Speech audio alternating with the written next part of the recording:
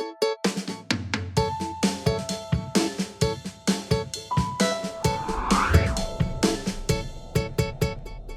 think we'll start just introducing ourselves. My name is Jennifer Wood. Um, my husband and I, we've been married 14 years, and next month we'll celebrate our 15th year. Sometimes we say we say we feel like we've been married 1,500 years, but you have to laugh about it. If you don't laugh, you have to have a sense of humor. I'm just kidding though. We have two boys. Dallas, he'll be 13 in a couple of weeks, and Colt is 6.5. And we're not originally from Tyler, but we've lived here probably for about 10 years or so. I am an LPC, and actually, when she came to my office, just so we could kind of coordinate and see what this looks like, I just found out she's an LPC, and I didn't know that. I was like, wow, that's so neat. LPC is a licensed professional counselor. And I have a very busy but private Christian counseling practice, which I'm amazingly thankful for. I think there are some counselors and they don't want to touch marriage counseling with a 10-foot pole, but I just love it. I'm not a very contentious person by nature, but it doesn't scare me just to roll my sleeves up and get in there with them, kind of, sort of. They're not all marriage counseling sessions are like that, but anyway, I love just shepherding. I love the dynamics and shepherding their hearts and just, helping them have a more joyful walk with each other. So, do you want to introduce yourself? Well, I'm going to talk a little bit more about me as I go on, but I do want to start with just saying what an honor it is to present with Jennifer. We discovered we were both LPCs, and I was just so impressed just in the short time that I've had with her at how she has just so boldly and yet confidently moved out into the world to do what God has called her to do. And she's not even 40 yet. Wait, I'll be 40 in a couple. Yes, but my comment about myself is I wasn't even fully conscious until I was 40, and I didn't start my practice until after that. So I'm odd. Aww, thank you. Yeah. So okay. Well, after reading this chapter, I was really glad that Carol asked me to present on this one, I guess particularly because I'm so passionate about marriage. At first, kind of before I read this, I read it, I said, need help loving that man. And Carol, we kind of have this funny joke between us that, we're so desensitized to talk about sex, so I thought that that's what this whole chapter was about. But, and I thought to myself, well, I love to talk about sex. And I said, well, I can't really say that on camera, but anyway. Anyway, so as I read further, I really realized that this doesn't really talk much about that really the real focus is on love. And it's not about the romanticized feeling of love that the world presents, that somehow you're empty if you don't have it. It's just really focused on the agape covenant, I'm going to love you no matter what kind of love. And so I was actually really encouraged to read this and just be very thoughtful as I underline things and kind of consider. I'm not going to highlight everything in the chapter here, but on 236,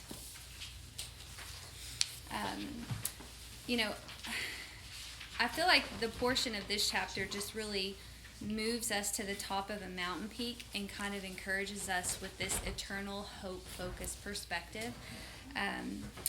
Some of my favorite memories are as a summer missionary in Colorado when I was in college, and I had the privilege to be in Buena Vista, and usually we had about a day and a half off, and so once a week we would go pick a 14er and we'd go hike it, and we'd camp the night before, and we would just get up and grab a bunch of cereal and start hiking up the mountain, and we had to be pretty much off the top of it by around noon because the storms usually rolled in, and you don't want to be 14,000 feet up in a storm. So but I always loved making it to the top because literally you could stand there and you could see every peak to Canada, to the West Coast. I mean, it was just beautiful, and I can still close my eyes and I can still see that. But the thing is I know that the Lord gives us these huge mountaintop experiences and these eternal hope-focused perspectives, but that's not where we do life. We do life in the journey and in the valley. But one thing I kind of like in this chapter too, she kind of draws you up and she kind of helps you see the big perspective and the big purpose of what marriage is about. And so it really defined the purpose of marriage as dedicating ourselves to be together for a cause that is greater than ourselves. Drawing us and asking us, does your marriage draw people towards the gospel? And I kind of thought about that, and in some regard, I think my own marriage definitely does, but am I intentional? I realize we can't always constantly think that, but does, I really think to myself, does my marriage draw people to the Lord? I think that's a call for all of us, because I think that that's the key when you see that marriage ultimately is to reflect His glory and to bring glory to Himself through your covenant forgiveness and love. Certainly, I know that Ross references him a lot, and I'm kind of a Piperholic too, but I love anything Spurgeon. And actually, after reading this, I kind of researched a little bit more on his wife, Susanna, and I'd like to read more about it. But I read part of this letter that he wrote about her, and it really challenged my own heart to think, do I fit my husband for service? Do I pursue giving him grace? Do I pursue my walk and my relationship with him to encourage him? Do I honor him in a way that would make him tell me and say about me, may the Lord God always bless you now and forever? He wrote that to his wife. Isn't that precious? I love that he was so tender towards her. So do I love my husband in a way that would spur his heart into these great blessings for me? I think sometimes when I feel like loving him, I could say yes, but other times, no, I don't, because my flesh and my selfishness takes over. And so, anyway, I really love that tender picture and that tender portrait of his heart towards her. And let's see. Also, on 242,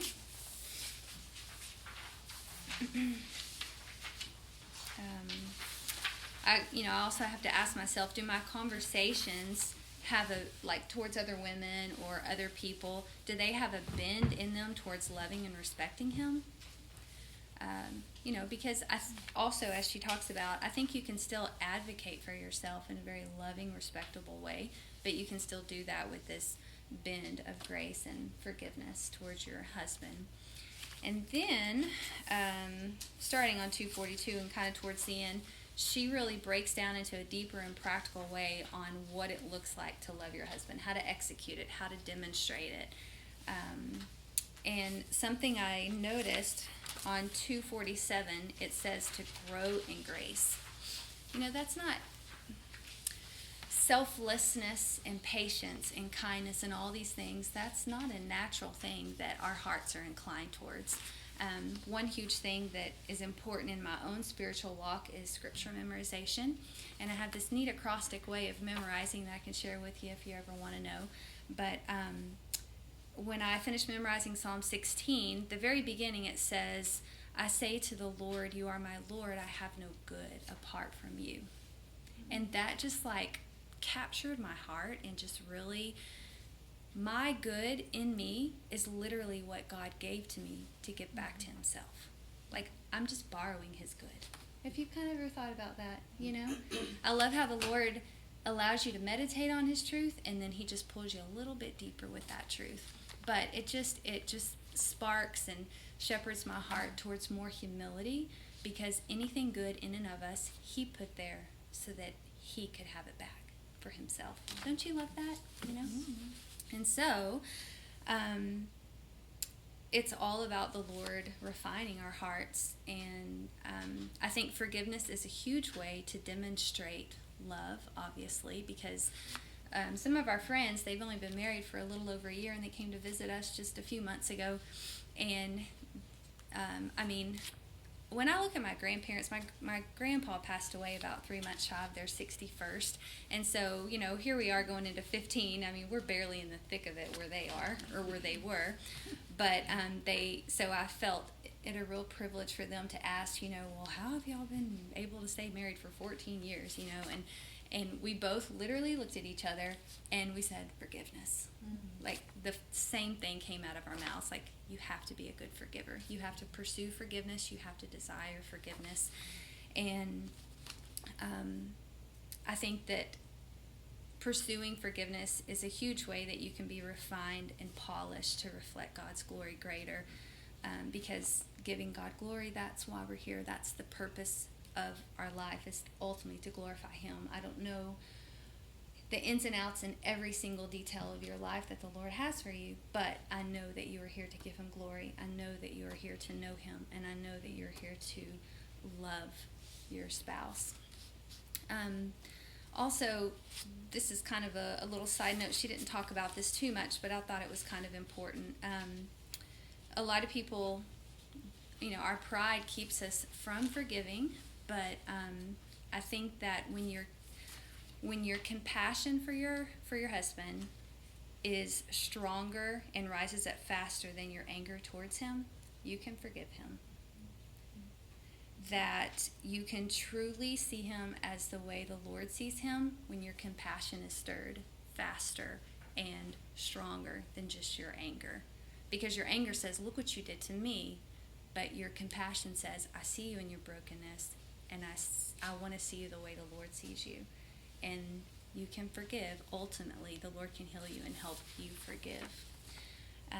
And I think that this is kind of where on 254, that she describes it as becoming a living demonstration of Jesus' heart. And kind of wrapping up this chapter, but lastly, I just want to say that we can't do this on our own.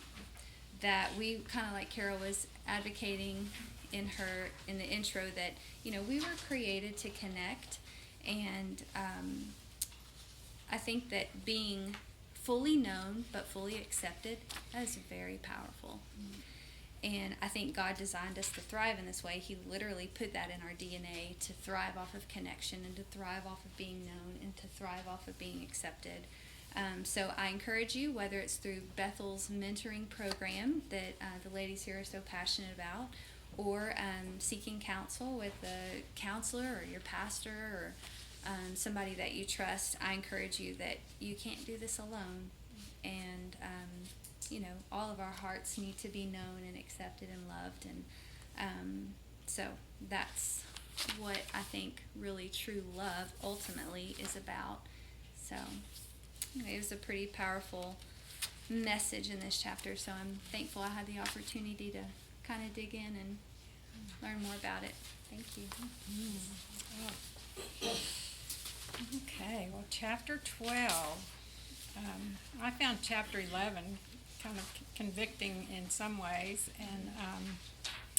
and encouraging in others, and the same for chapter 12. I do want to say it's an honor to be in this room with so much estrogen.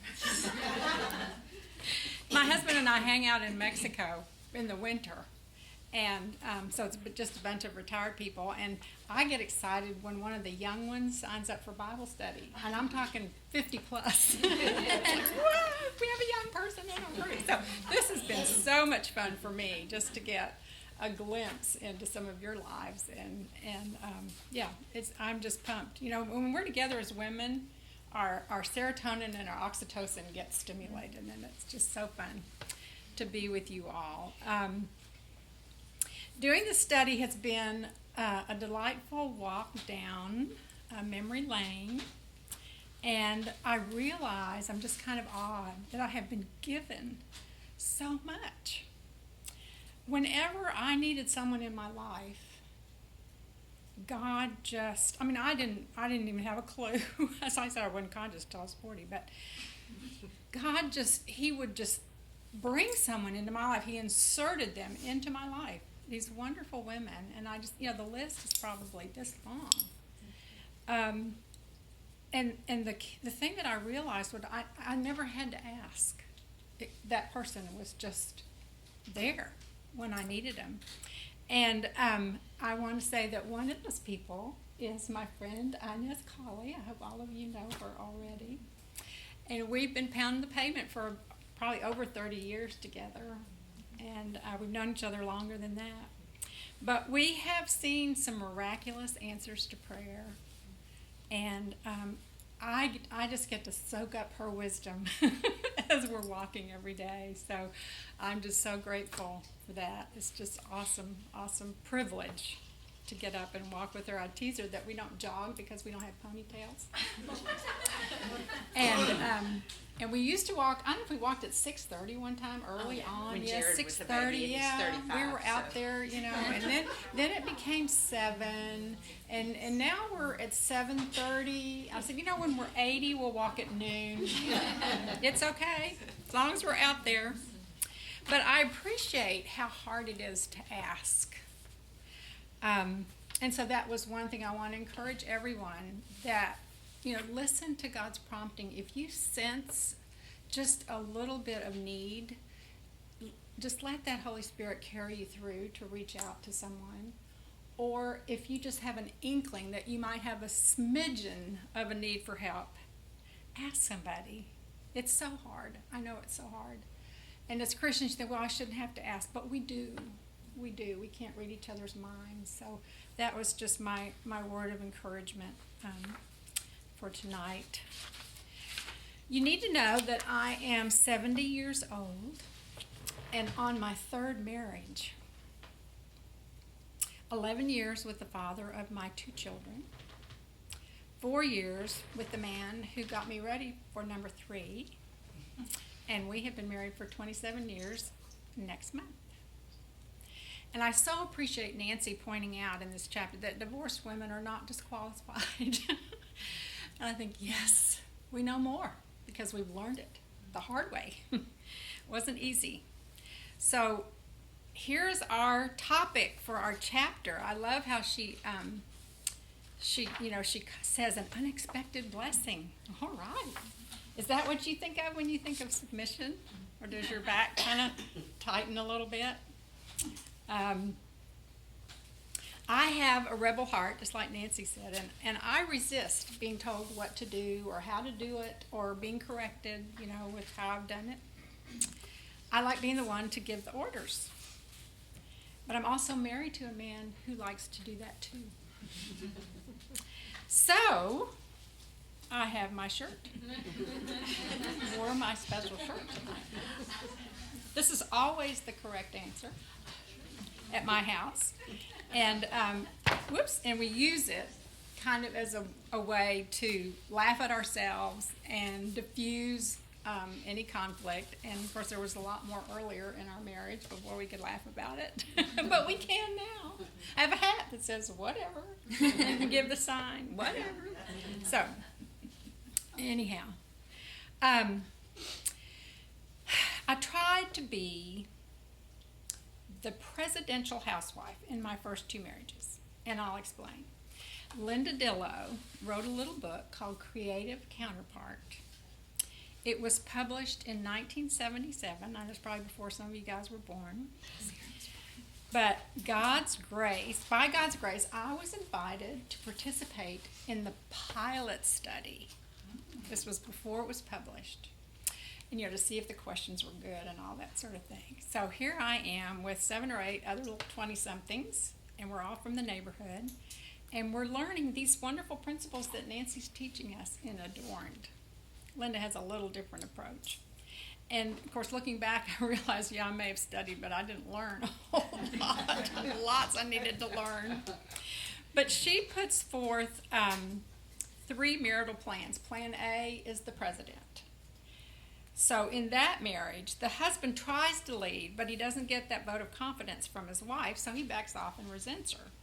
And the wife sees herself as the best qualified, and so she rejects his attempts at leadership and retreats into her own world where she's in charge. And that leads to competition. Been there, done that. Plan B, the housewife. Well, this wife doesn't really see God's, her role in God's big scheme of things, like Jennifer was talking about. And she just resolves herself to do the homework, do the housework, take care of the children, boredom, compliance, watch soap operas, whatever. But this creates an atmosphere of complaint on both parts. Been there, done that. Plan C is, of course, the creative counterpart. And this is where the wife takes the role of executive vice president, like you shared last week. Executive vice president sounds important, doesn't it? This is in order to complete the role of her husband as the leader. So she owns her capability and her intelligence, and she's organized and warm and tender and gracious. But she chooses submission because she sees God's design for completion. So that's the result in the creative counterpart marriage. I remember a lesson early on talking about submission that used the triangle denoting the Trinity to illustrate how a man and a woman are submitted to God. And when wives submit to their husband's leadership, it's easier for husbands to love and lead. This is Nancy talking. And when husbands love and lead, it's easier for us to submit. But we're both submitted to God. And then it works. But, you see, somebody's got to go first. And I can remember thinking many times, well, if he doesn't, if he's not going to pay any attention or show some appreciation or whatever, I'm not going to do that for him. Well, didn't work at all. So there's a cost when it comes to some conflict. And as she says, submission really isn't an issue unless there's a disagreement. Then we got to, okay, who's in charge here? But somebody's got to go first. And it may hurt. It requires sacrifice, especially things like our pride, like Jennifer talked about, or our need for power, to feel like we've got some control. But Jesus shows us the way to suffer for righteousness' sake by his obedience and trust in his Father. And I love how Nancy expresses this on page 270. Yeah, we'll get back to 270.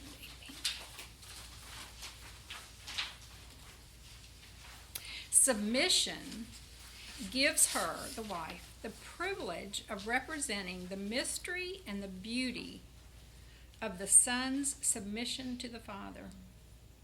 For even within the Trinity, we see this paradoxical arrangement. Seamless unity with separate roles and different identities, perfect equality, and pure submission. Isn't that beautiful? That's what we want our marriages to be, to look like, to function that way. Nancy beautifully explains what submission is not. And there's a whole list, and anything negative that comes to your mind is probably on that list. But she makes it clear that any kind of abuse, mental, physical, spiritual, is not acceptable, and submission does not apply.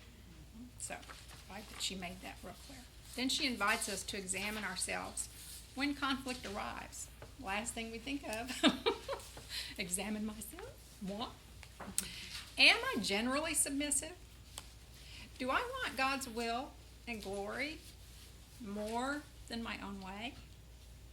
Am I willing to demonstrate a positive attitude, one of humility and respect? When I make my appeal, meaning kind, respectful, and well-timed words to my husband, am I willing to wait on God's intervention?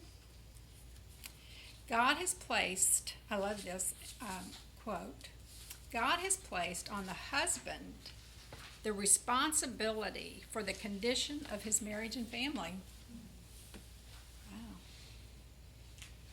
God holds us responsible for our role. Not just submitting, but being his cheerleader and his supporter. And praying, and praying, and praying. I wish that I had been able to say to my husband, as Nancy wrote on page 278, I'm praying for you, honey, and I will keep praying over this matter. but I'll back you on whatever you decide. Now that is so motivating for a guy. So motivating, and I wish I had had a better way, or I had expressed myself a better way.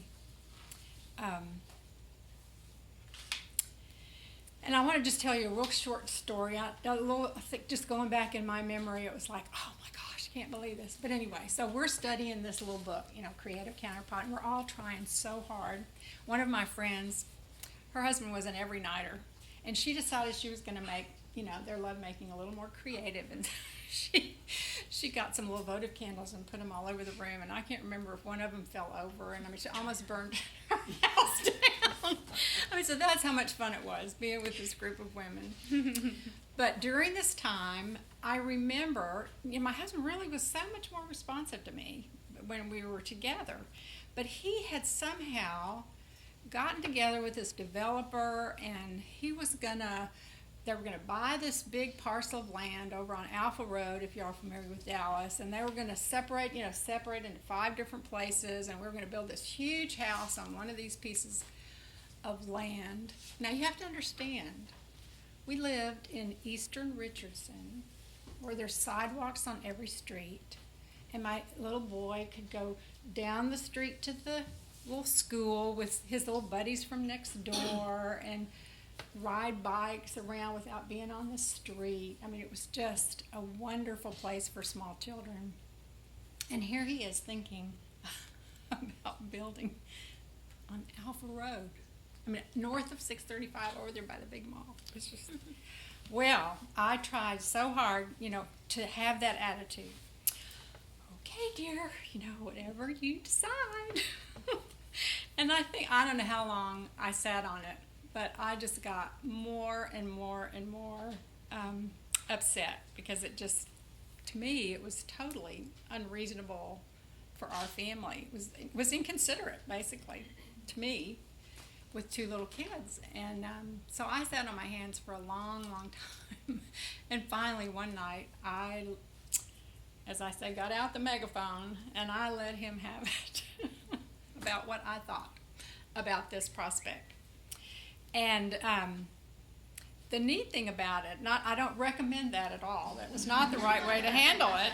But what happened was that whole deal fell apart, and he met someone from here in Tyler who invited him to join him in private practice. And so all of a sudden we were going to move to Tyler. And that was kind of scary, but not nearly as scary as Alpha Road over there. But we went to family camp with our church. That's another thing. We had a little neighborhood church that kind of came out of a Bible study of all the women. It was just wonderful. So here we were going to move to Tyler, and God took care of me. That's one of those people that he put in my life. We go to family camp, and I run into the mothers of 2 kids from Tyler who have their kids at day camp. Well, one of the girls I graduated from nursing school with, and she married a doctor here. And the other girl I double dated in high school with, and she was married to a doctor here. So it was like, oh, okay, I can move to Tyler. And we did in 1978, so 39 years ago. But anyway, thank you for indulging me in that little story. It's not the right way to handle it. I wish I could have shared with him my, concerns, and we could have done that a little better. But anyway, the result was great. Packed up the goldfish and moved to Tyler. On the bottom of page 279, Nancy says, as we hope in God, as Jesus himself did when suffering unjustly, we can experience freedom from fear. And that just kind of grabbed me. And fear. Okay, we haven't said anything about fear, and all of a sudden here's fear. And then I realized that fear is often underneath our anger. So it's a very appropriate place to go in that place of self-examination. Because it's one, Linda Dillow listed as one of the main barriers to submission. She said there's the 4 fears. There's several things, but one is the 4 fears, and it's fear of what your husband's going to ask you to do, or fear of his failure, fear of his irresponsibility, or even fear of God's will. Was it God's will for me to move over to that horrible street where you couldn't even get out of your driveway at 4 o'clock in the afternoon? It's like, okay, all of those things come up. And it's so important that we stop and look at those, because it happens up here. And my admonition is to stop and look at how you're scaring yourself, because it's in our thought life that we get scared. And when you realize and come back to that reality, and you wrap your mind around just the, infinite love that your Heavenly Father has for you, then those fears can be put to the back, and we can calm down and make our appeal appropriately with those kind and well-timed words. On page 278, we're reminded that if there is wisdom in what we're asking our husband to consider, and they don't seem inclined to listen to us, then the best way to get through to them is to go over their head. So, as the executive vice president, we can go over the president's head and go straight to the one who can move his heart to do what is right. I didn't mention before, but Matt McGill did the sermon at the downtown campus a couple of weekends ago. If y'all ever get a chance to listen to it, it's just wonderful. But the takeaway for me was his admonition to run to the throne and not the phone. Okay, because we all look for, another girlfriend that's going to commiserate with us, and that is not helpful. Run to the throne. And I added another one to it. Run to the throne and not the phone and not the megaphone. That's what I used, and it hurt. And it's not a good thing. But when we run to the throne, he knows. He knows. The benefits of our submission include reduction of tension and stress. We're all for that. A changed husband. It's a pretty good deal. Personal fulfillment and a greater sexual response. What more could you want? For you see, and Linda made this point early on in the chapter, that this idea of submission was God's idea from the beginning of creation. It was for our good and our pleasure, to reveal himself in the Trinity, and not as a punishment for the fall. And that was startling to me, so I wanted to share that. Thank you.